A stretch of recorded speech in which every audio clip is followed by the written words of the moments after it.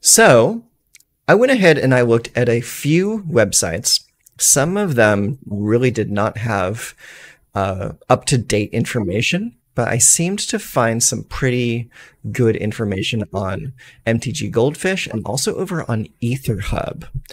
And so I just want to take a quick look at what the current standard metagame looks like and what we're going to be coming up against. So if you look over at mtggoldfish.com, you'll see that the top of the pack is Golgari midrange. So if we look at the deck itself, it's not so much the mid-range deck as it is the Vraska combo deck.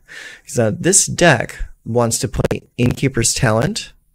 Oh, my sound just went a little digital for a moment there. Okay. Like I was saying, this deck wants to run Innkeeper's Talent, level it to level 3, and level 3 reads, if you would put one or more counters on a permanent or player, put twice that many of each of those kinds of counters on that permanent or player instead.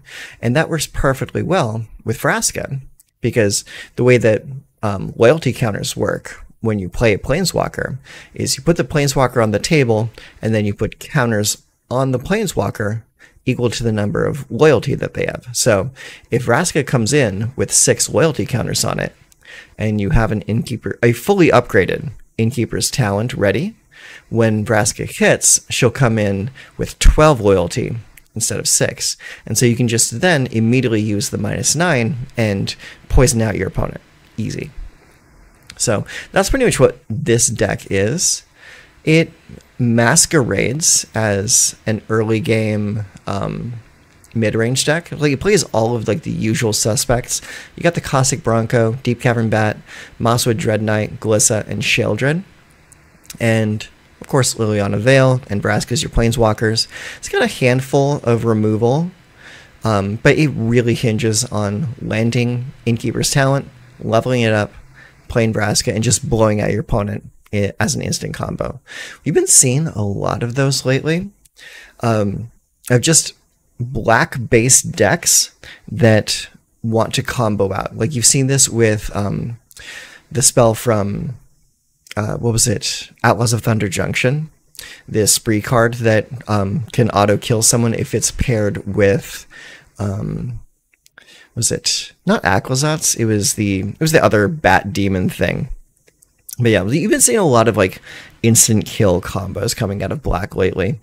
And I'm curious if that's kind of like the direction that the game is designing itself into. I'd be very curious about that. Okay, now also other decks in the standard meta is like, you got Domain here. A lot of people thought Domain was going to just die out because of all the fetch lands and stuff leaving. So let's see what Domain looks like now. Okay, so let's take a look here. So Domain, we're looking at Archangel Wrath, Atraxa. That's the basics. Then you have Get Lost, Sunfall, and Herd Migration. Okay, yeah, that's just different art, but I know what that card is. That's the card that's been in there for the longest time. Heaped Harvest. Okay, here's a new card. When Heaped Harvest enters, and when you sacrifice it, you may search your library for a basic land card, put it into the battlefield tapped, then shuffle, and you can sacrifice it for 3 life. Okay, oh, no, that's great. That's good. I like that. That is a fantastic card for this style of deck. Up the Beanstalk, Temporary Lockdown, and Leylined Binding. And then you got all your lands and all that. Okay, yeah. So yeah. Honestly, this kind of looks like a really good version of Domain.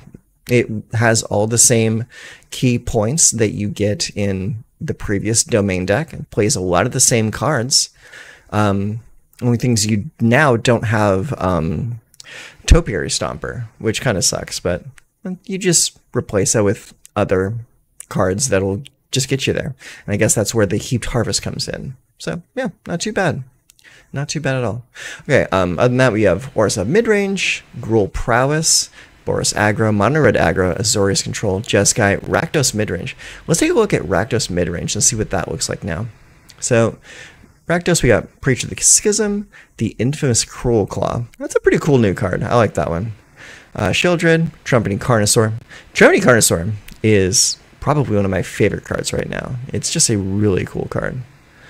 Cut Down, Cruel Claw's Heist, Go for the Throat, Molten Collapse, Brotherhood's End, Cruelty of Gix, and Virtue of Persistence. A card that I'm surprised that I'm not seeing in here is that new Resurrection card that if you gift, it gives you an Offspring token of the same card. God, I don't remember what it is. It's like Coiling something or other.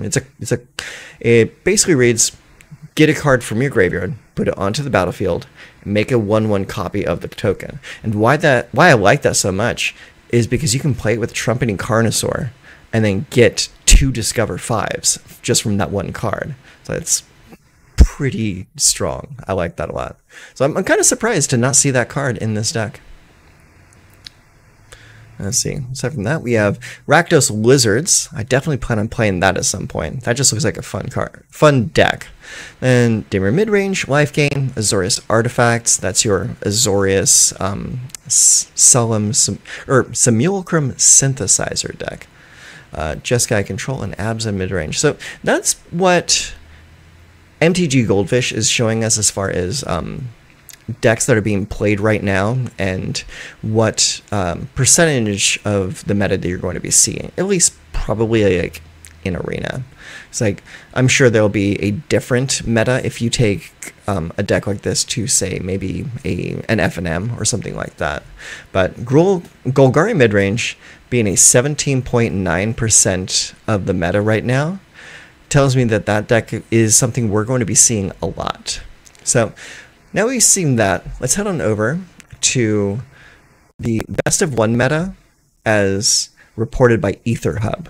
And EtherHub is showing us something slightly different. Here we're seeing mono red, and that's to be expected. Mono red is always going to be present. People want a cheap deck that they can just jam games, hopefully win most of the games that they play, and do some toilet gaming. Orzhov, then we have Rakdos, Selesnya, surprisingly, mono black, Boros, Rakdos, mono black, and then it just kind of devolves into a list of variations. But like, look at the top 5. You're looking at mono red, Orzhov, so that's likely Bats, Life Gain, that kind of thing. Rakdos, probably the Rakdos Fling style of deck.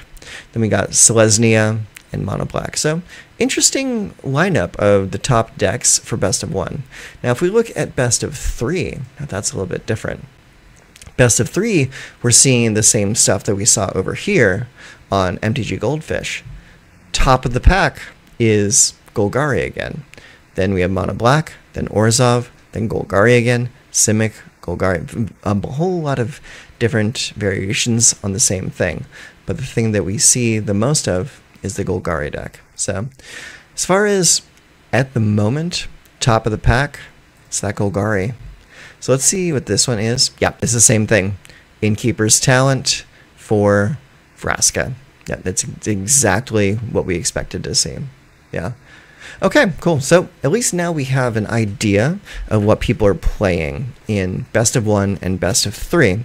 So we can kind of gear our decks to deal with that situation.